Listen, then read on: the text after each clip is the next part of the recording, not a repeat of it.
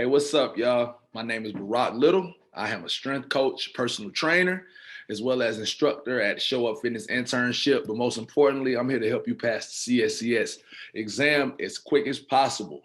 Make sure you tune in to the YouTube channel below, Show Up Fitness, subscribe, like, and all that, and check out our videos as well as much more. We also do a webinar Mondays and Wednesdays that's live, here to answer questions from our 200 plus question study guide, as well as a bunch of notes we created to help you really efficiently pass this exam as quick as possible, and also apply it practically to your athletes as well as anyone else you're training. All right, today I wanted to talk about a couple chapters, or really one chapter. We're going to start with talking about principles of test selection and administration. So there's two chapters in the book that kind of go along with testing and administration, 12 and 13. The first one is the principles that we're going to go over today, and then we'll get more into the administration, which is chapter 13 after this. But again, these chapters are very important. You as a coach, as a strength coach, as a trainer, you really need to know how to apply proper administration of these tests, because there are a lot of things that could go wrong, such as, reliability, validity, things need to measure what they're supposed to, as well as measuring them properly, and as well as being able to be repeatable and applicable to whatever sport it is, specificity. So we'll go over a few of those things today, just going through some of the notes that we have in our study guide, as I mentioned. Well, let's check it out today. Let me go ahead and share my screen for y'all. All right, so as you can see, we got a lot of notes here from 12 and 13. We're just going to go through our notes from chapter 12 today. So first and foremost, let's look at the percentile value chart. That's page 295. So that's actually going to be a later chapter. I want to say it's chapter 13. So you see it at the end of the chapter. But again, I just pointed this out so you know your percentile values of athletes. Is important to know what's good, what's not on average. So again, make sure you check that out in the book. You read through this a few pages on that, because it's important to know that chart when we're talking about testing and administration first and foremost. But let's get into some of the topics in chapter 12. Validity and reliability. We'll start with validity. Does the test measure what it's supposed to?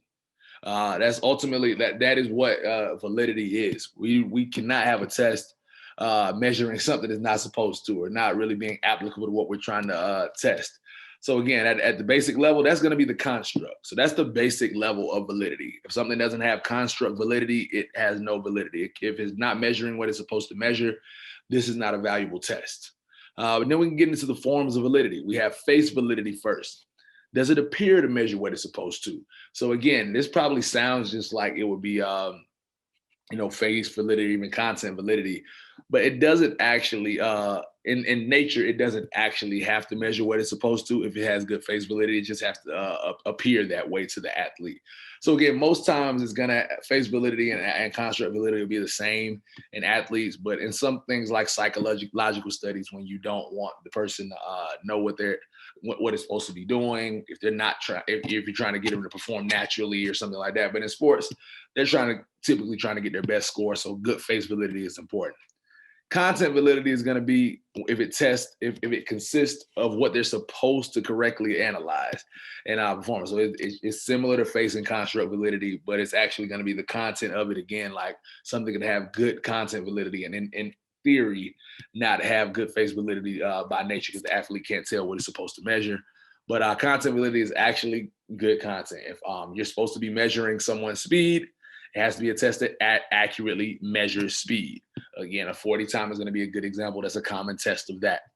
And now we can talk about criteria and reference validity. This one is really important. It's a few types of these. It's 3 types. Ultimately, criterion, again, as it sounds, is measured against the criteria, other similar tests. So the first one, concurrent. That means how well does this test compare to other similar established tests already?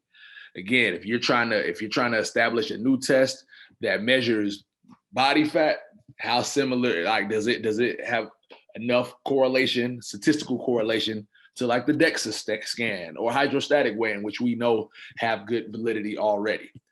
All right, and then we have conversion. So it's similar, but instead of just measuring it to other established tests, it's going to be measured specific, to that gold standard. So as I mentioned in the last one, the DEXA scan is going to be our gold standard. So does that test specifically crossover? Does it converge with that gold standard? Again, if you're talking about speed, the 40 is typically going to, or short distance speed, the 40-yard dash or the 100-yard dash. It doesn't measure well with those. And then you're talking after that, predictive validity. Can the test help actually produce or predict future performance or state? Again, so if the test is not, let's say if I'm trying to see how well a basketball player can play, or predict how well they'll do, I probably shouldn't do a whole lot of long distance aerobic tests like a half marathon or something of that nature, because that's not really going to predict basketball success. So again, predictive validity is going to be tests that are able to actually measure if someone can be good in a sport. So typically it's going to be exercises you see at like a combine or a pro day or an athlete's pre-workout to a sport. And then from there, we have another type of validity. We have discriminant validity. Does it measure? So pretty much if we're talking about, doing tests, if we're administering a battery of tests, we don't want to be administering two tests that don't have discriminant validity together, because it can be a waste of time. So again, I probably wouldn't give an athlete a 35-yard run and then a 40-yard dash as two tests, because odds are they probably don't have much discriminant validity. So you want to make sure your test battery is discriminant. So those are important things about validity. Really make sure you understand those things. There's subtle differences, but they are small differences when you're talking about the types of validity. Now we're going to go into reliability. So validity is nice. We need to make sure the test is measuring what it's supposed to, but validity doesn't mean much without reliability, meaning that is the test, able to be repeated and consistently repeated. Essentially, in a perfect world, the results should be the same every time if the athlete performs the same. Now, we know it isn't a perfect world, but we should be, so that means we should be very close in that consistency and that reliability. And there are a lot of ways to do this. Obviously, one important thing is going to make sure the tester is reliable. And that's talking about things such as, inter-rater reliability and intra-rater reliability. And we also want to make sure the athlete themselves is reliable. So is the athlete able to score the same on a test most of the time they do it? So again, intra-subject variability, what I just discussed, an athlete performing inconsistently. This is that's going to be, you have an athlete that comes out and scores this on a test, a high score on a test one day and a low the next time. We can assume that intra-subject variability is not good in this athlete. All right, and then we have inter-rater reliability, as I mentioned, is going to be adequately training the coaches and the test administrators to make sure that their variability isn't high. So again, for example, let's take if we're timing somebody on an agility test with a stopwatch. If two coaches are doing it, one coach shouldn't have a completely different score than the other. Otherwise, that's going to be too much inter-rater reliability. That's why proper training of these coaches and test administrator comes in. You want to make sure they properly know how to administer the test, know all of the facets of the test, as well as are well versed in it and get a lot of reps in, or otherwise you won't get good scoring. And intra-rater reliability as well. So that would be one rater. You want to make sure their scoring is consistent every time. Or a common reason here for intra-rater reliability is going to be just bias. Let's say I had an athlete. I told him he jumps real high. He jumps real high. He comes out the first time, doesn't jump as high as I expect. The next time he magically jumps 4 or 5 more inches, and it's like, whoa, where did that come from? That's probably me sharing my bias on this to kind of prove my point. We do not want that. So yeah, that's going to be reliability in a nutshell. Again, any test we're doing with our athletes needs to be both reliable and valid. A little bit more on chapter 12 is going to talk about just test sequencing, is how to administer tests. We want to look at a lot of things. We want to obviously make sure we're accounting for the weather. We don't want it to be too humid or hot, because that can affect scores. We want to account for things such as age and sex, understanding how those things can be a factor. We want to make sure we're kind of balancing out every situation we can so that the test is administered properly. So even looking at the relative humidity chart we have here on this is going to be in the book, I believe, on page 255. It's going to show you temperature limits at various ranges of relative humidity. So again, we see there, like, for example, if there's no humidity, fine, 95 degrees, no worries. But now we're getting into, the 20% range or 21 to 50.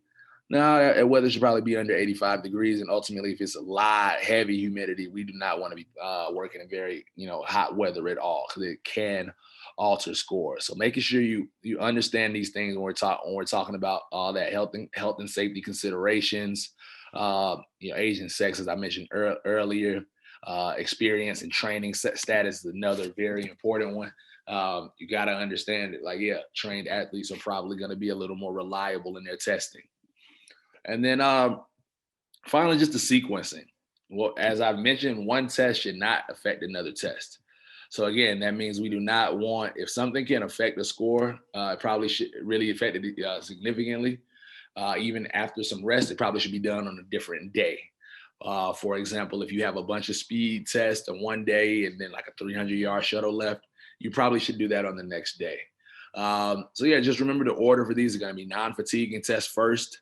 Then we got agility test second, max power and strength 3, sprint test 4, muscular endurance 5, anaerobic capacity next, and then finally aerobic capacity. So example of this could be body fat first. Then we go into a pro shuttle. Then we go into a power clean test. Then we go into a 40-yard dash. Then we go into something like a max push-up test. Then something like a 300-yard shuttle, and then ultimately like a 1.5-mile run. So that's going to be the order. As you can see, there will probably be a lot to do on the same day. So you'd probably want to get the, definitely 6 and 7, the 300-yard shuttle and the 1.5-mile run on opposite days, but probably would even want to incorporate that muscular endurance a different day too. So understanding how that works. But yeah, so that's pretty much chapter 12 wrapped in a nutshell. Again, these are important chapters to know. There are going to be a lot of questions on this exam. But using our study guide notes as well as questions that I'll show on a different video is going to help you very efficiently get through this quicker than just reading this chapter a whole lot of times would. We want to condense it for you, simplify these concepts and terms so you can knock this test out and be ready to go coach as quick as possible. All right, talk to y'all soon.